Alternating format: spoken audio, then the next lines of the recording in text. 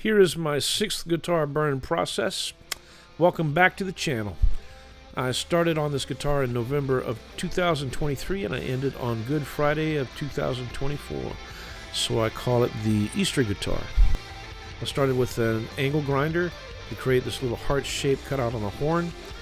And then I used a wire brush to accentuate the grain. I utilized an Arbortech ball gouge to create a divot on the opposing horn of the body top. I got turned onto this Japanese rasp called a Shinto to bring the belly cut of the guitar and the armrest together, show the true width of the body on the opposite side. I learned how to chisel with this guitar. I never chiseled before, and I had inexpensive tools, and gained a deeper appreciation for expertly crafted tools that I will have soon. I aspire to own some really good chisels. Angela Soletta dye. The small pigment dye molecules are comparable to those in wood dye and aniline dyes, and they go deep in the fiber and they penetrate it with rich color, saturates it really good. The application methods are like when you use wood dye, and both being that they're water or alcohol based. Meticulous step here, applying 4 coats of Mohawk sanding sealer, then sanding it down with 320. Then I transitioned into using Crimson Guitars high build finishing oil and using 1500, 2000, and 3000 grit to apply that. Steps to do this: you got to wipe it down at the right time, and you got to wait, and touchy stuff. Through a process of deliberate layering and buffing with progressively finer grits, I refine the surface to a stunning sheen. And I have to say I'm kind of proud of the skills I'm developing with the guitar, but there's a lot of mistakes that I'm learning. I'm writing them down. I looked forever for this pick.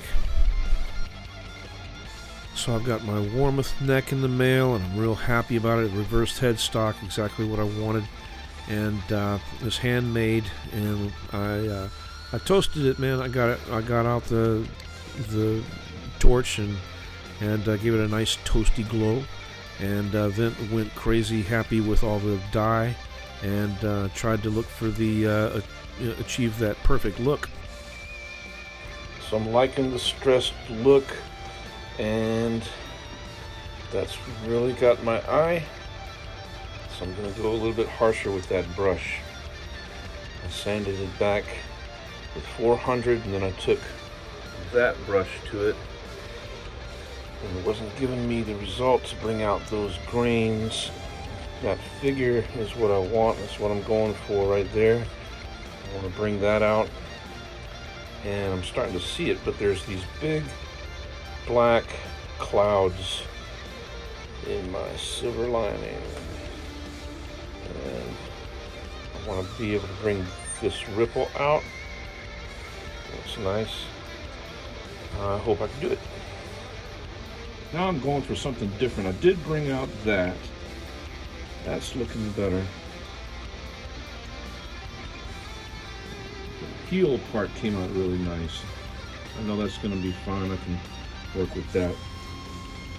I mean, burning brought out a lot of the figure, but it's also, it came with some consequences. So what can I do there without going too far into sandpaper? I've already gotten up to from 320 to 400 on it, and I'm going to have to knock it back dark on the ends, just like I want it. Fretboard needs a lot of love. I like the outside parts in the center being vintage looking, but I need to use a razor blade, knock it all the way back to nothing, and reconsider how to sand that down to natural. The headstock, I can live with that. With chrome, it's going to be pretty.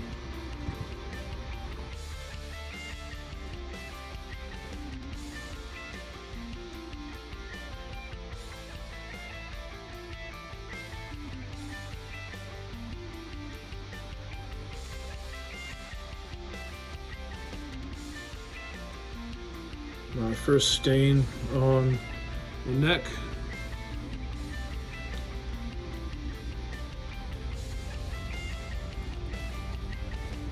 And